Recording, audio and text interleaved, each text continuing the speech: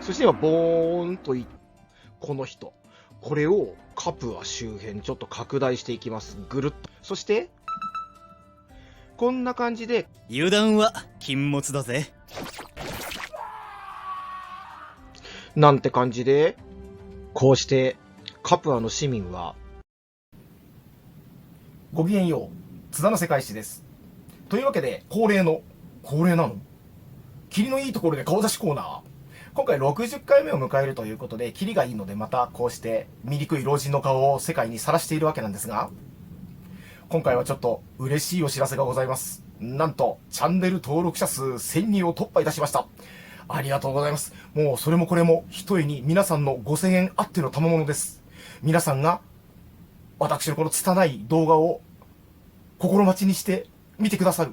もうそれが、もう一つ大きな心の励みとなり、ここまで続けることができました。苦節1年4ヶ月、ついに1000人を突破した次第でございます。というわけでこれからも頑張って、コツコツですが、1週間に1回あげられりゃいいぐらいなんですが、本業の傍らね、こうしてコツコツ作っております。なんとか続けていきたいと思います。いつになったら21世紀に到達できるんでしょうか。交互期待。じゃなくて、それはそれとして、今回は60回目として、ハンニバルが最も恐れた、最も嫌がった男、ローマの剣と言われたクラウディウス・マルケルルスという人を題材にして、主人公にしてお話を進めていきたいと思います。交互期待。はい、というわけで、60話目、始めてまいりましょう。第二次ポエニ戦争ももう9回目ですか。随分長いことやっておりますね。イタリア南部争奪戦というお話をこれからやっていきます。はい、というわけで、この映像ももう3回使い回してるんですが、お恥ずかしい話で、カンネの戦いですね。アウフィドゥス川、そして、カンネの町があって、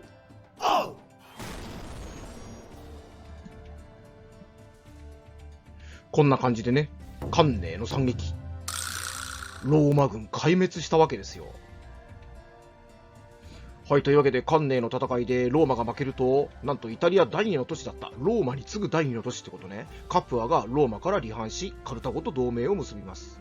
このことについては、以前もカンネの戦いのね、影響ということで解説をしているので、もう一回そのあたり、復習があったら見てみるといいと思います。それはそれとして、カプアが離反すると、特にイタリア南部の方ですね、マグナグラエキアなんて言ってギリシア人がたくさん住んでいるところだけれども、そのあたりの都市が続々と離反する、ローマから離反していくことになります。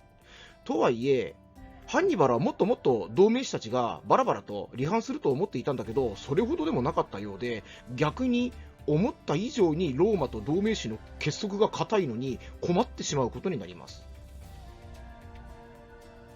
はい、というわけで、カンネからもう少し全体像、イタリア半島全土ですね。俯瞰してみる、東側から見たっていう感じかな。今、キラキラキラって言ったのが、ローマとカルタゴだね。そして今、黄緑色のところ、これがガリア・キサルピナ。ハンニバルがローマへ侵攻してきて、最初のうちにもこのガリア・キサルピナはローマから離反しちゃった。っていうか、一緒になってローマへ攻め込もうってことになったんだね。だから黄色いところは早くも離反です。そして今、白草が2000じゃねえな、1214年に離反して、その2年前にカプアが離反しています。2年後っていうことだね。こんな情勢でかなりローマはピンチな状況になっています。そして今、ボーンと言っているこのオレンジ色のところ、イタリア半島の南の部分ですね。この辺り。これが最大域ですね。ハンニバルの方に味方してローマから離れた地域です。結構ある。もちろんこの中にポツポツと離反していないところもあって、そこを攻略するためにハンニバルはいろんなところを行ったり来たりしなければいけなくなるわけなんだけれども、でも最大この辺がハンニバルに味方したんだよっていうことですね。さて、カプアがあるカンパニアと、そしてマグナグラエキア、南の方、ここを接続するルートっていうのを作りたいんだけれども、その途中にノラっていう町があります。まさにカプアの隣町っていう感じなんだけれども、ここを突破しないと、2つをつなぐ直線ルートができないんですね。だからローマ側もそれが分かっているから、クラウディウス・マルケルルスですよ。前回、シチリア島に遠征していった、覚えているかな？この人。これをノラに派遣することになるんですね。で、なんと、マルケルルスさん、ハンニバルの猛攻を3回も耐えしのぎまして、ノラを守りきってしまいました。つまり、ハンニバルはノラの町落とせなかったんですね。はい、というわけで、カプア周辺ちょっと拡大していきます。ぐるっと回りまして。はい、ここがカプア。もう、カルタゴ側に寝返っているので、オレンジ色で示しています。そして、こっち側、これが南イタリア、マグナグラエキア周辺ということで、こっちももうハンニバルに寝返った地域。そして、こんな感じでカプア、こんなにカンパニア地方っていうけど、この辺りと、こっちの方ですね、マグナグラエキアの方をつなぐ直線ルート、補給ルートを作りたい。だけれども、この間にノラがあって、ここ攻略しないとルート作れないわけですね。油断するな。相当の使い手だぞ。やるな。何？俺としたことが。なんて感じでね。なんと、マルケルルス、ノアを守りきってしまったわけですね。ハンニバルとしてはこれは大変な痛手でした。というわけで、ノラ攻略諦めまして、なんて言っていると、ちょうどその頃ですよ。シラクサがローマを裏切った。前回やったところですね。で、カルタゴと同盟結んだので、一旦マルケルルスはシチリア包囲戦の方に行っちゃいます。行ってしまったので、ハンニバルのライバルいなくなりました。というわけで、マルケルルスがいない間に、ハンニバルはイタリア南部でその勢力を拡大していくことになるわけですね。さっき、地図で見せた、マグナグラエキアあたりのオレンジ色の部分っていうのを、これから作っていくってことになるわけなんだけれども、そして全212年ですね、ついにあの重要な港町、タレントゥムがハンニバルの手に落ちることになります。でもね、ハンニバルがタレントゥムを攻略していると、カプアの町が開くわけじゃないか。少数の守備隊は残っているわけだけれども、するとローマはそっちを狙うわけですね。カプアを奪還するぞと言って大軍を送り込みます。ハンニバルはその知らせを聞いて、急いでタレントム攻略する。その後、カプアに戻るんだけど、すでに三方からガッチガチに攻め込まれてる。もう強力な陣地作られちゃって、完全に包囲されていたわけですね。ハンニバルさん頑張ったんですが、結局カプア、守ることができませんでした。1年後の全211年、カプアは陥落し、そこに住んでいた住民はみんな奴隷として売り飛ばされることになります。支配者階級の貴族たちは皆殺しになりました。はい。またちょっと場所を変えていくわけなんですが、ちょっと全体的にシチリア島も含めてね、見えるような、こんなロケーションにしてみたわけだけれども、今、ローマとカルタゴとそしてシラクサ、カプアとノラがありまして、最後にタレントムがあるわけだな。年寄りだからといって甘く見るでないぞ。これ、悪いが歩き目ですね。手加減するつもりはない。で、これに向かって、マルケルルスがシチリア島に向かうシラクサ包囲戦が始まる。油断は禁物だぜ。なんて感じで、ハンニバルがタレントムを攻略するわけですね。マルケルルスが留守にしている間に。すると、はい、またカプアの方に戻ります。こんな位置関係ね。そして、どこ見てんだ？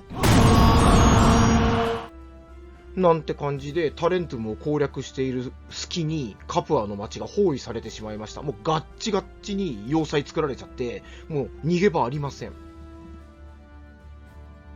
やばいな、こりゃ。これでは分が悪すぎる。なんて感じで、ハンニバルはなんとかカプアの町助けようとするんだけれども、なかなかうまくいきません。そこで、まだだ。残念でした。こんなはずでは。なんて感じでね、実はこれ、陽動作戦っていうのかな。ここ今カプアの町がガッチガチじゃないか。でも、ハンニバルとしては、ローマの兵隊みんなここに集結してると思ったんだよ。なので、奇襲作戦で、ローマ本国、ローマ本国を攻め込んじゃおうと。で、いや、本気で攻めるつもりはなかったみたいなんだけれども、で、こっちへ向かうわけですよ。すると、慌ててこっち側、カプアの包囲を解いて、ハンニバルを追っかけてくるだろうと、そう考えていたわけですね。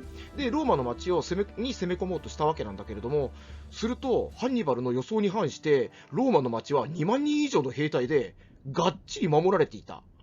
ローマの兵隊、どっから湧いてくるんだ、こんなにわらわら。とにかくびっくりするわけですね。で、この当時、ハンニバルが率いていた人数では、ローマの町は落とせないっていうんで、しかも、カプアの町の包囲は解かれていないんだよ。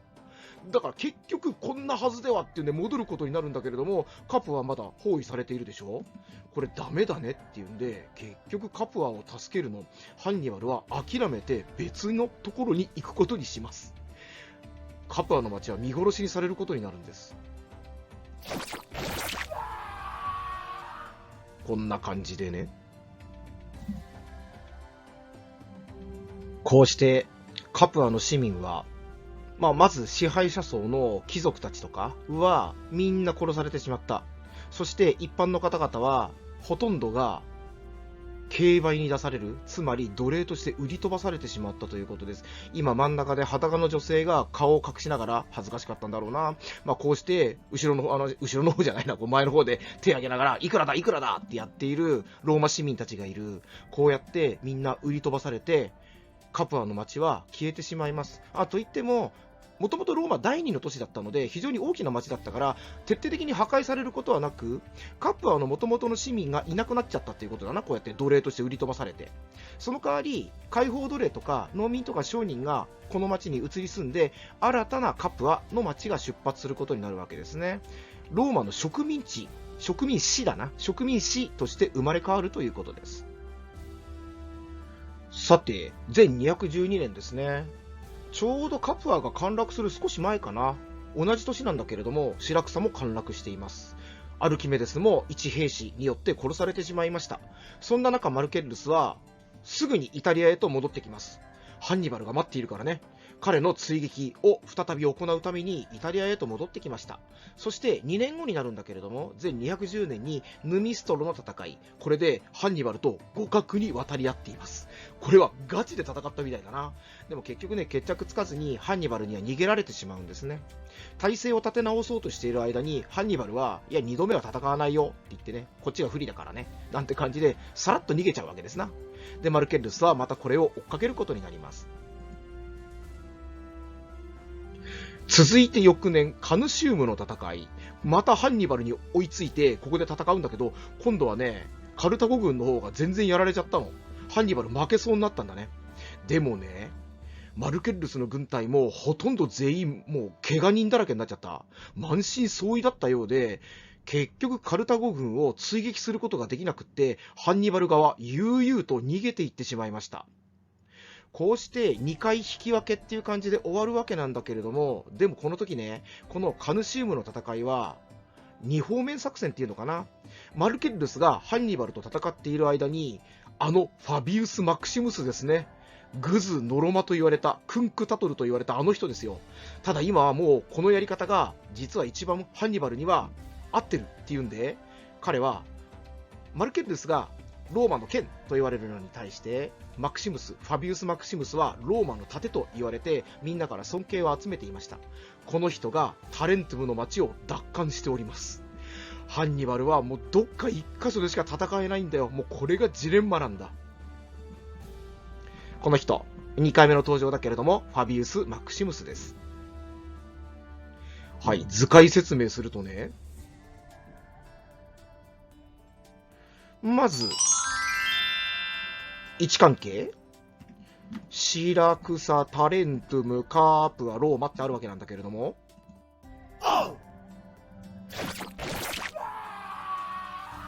シラクサ落ちる。強い敵ほど戦いがいがあるというもの。なんて感じでマルケルス戻ってきた。やばいな、こりゃ。と、ハンニバルやばいなと思うが、相当の使い手だぞ。これね、ヘルドニアの戦いって言います。ちょっと黒板では紹介しなかったんだけれども、実はマルケッルスと戦う前にハンニバル、ローマ軍壊滅させてるんですね。それがヘルドニアの戦いです。またもやローマ、兵隊大量に失いました。これはローマにとっても大ピンチだったんだけれども、マルケルルスはそんなことどうだっていいよぐらいな感じで、ハンニバル追撃を続けるんです。ここ、レギウムっていう町なんだけれども、あとチットで落ちそうだったっていうんで、まずハンニバルはこのレギウム攻略に向かいます。さあ、先を急ぎましょう。こんな感じで晴れてレギウムを落とすわけなんですが、行くぞ、手加減はしない。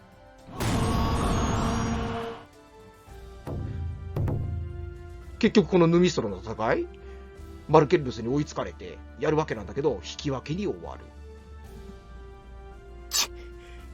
満身創痍だな。どこ見てんだ？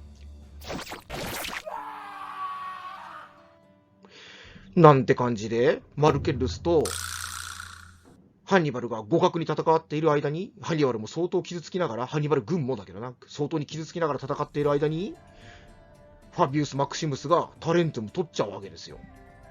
どうしようもないよね、これハンニバルとしてはね。モグラ叩きじゃないけど、どっかを守ればどっかがやられちゃう。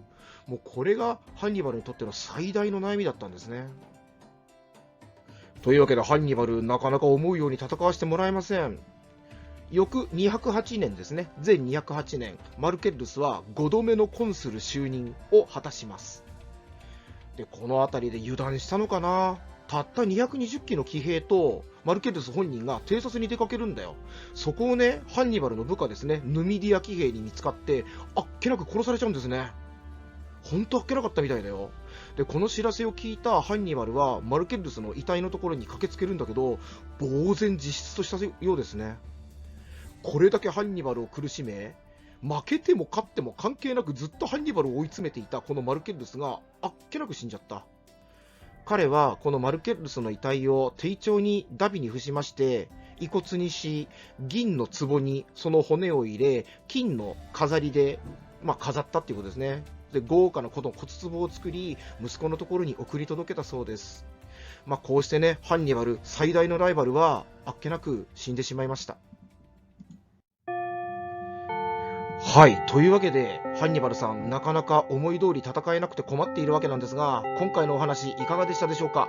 面白かった、ためになった、そう思ってくださった方は、チャンネル登録よろしくお願いいたします。作っている本人、とても喜びます。励みになります。さて、こうしてね、ハンニバルの戦いはかなり煮詰まってきてしまった。どちらかというと、イタリア半島の南部に追い詰められちゃった感があるんだけれども、一方、ヒスパニアでは、ついこの間、バイティス川の戦いで、スキピオ兄弟が廃止している、討ち死にしちゃったわけなんだけれども、この後を継ぐべく、息子の、プブリウス・スキピオですね、父スキピオの息子、大スキピオがヒスパニアに赴きます。交互期待、ごきげんよう、さようなら。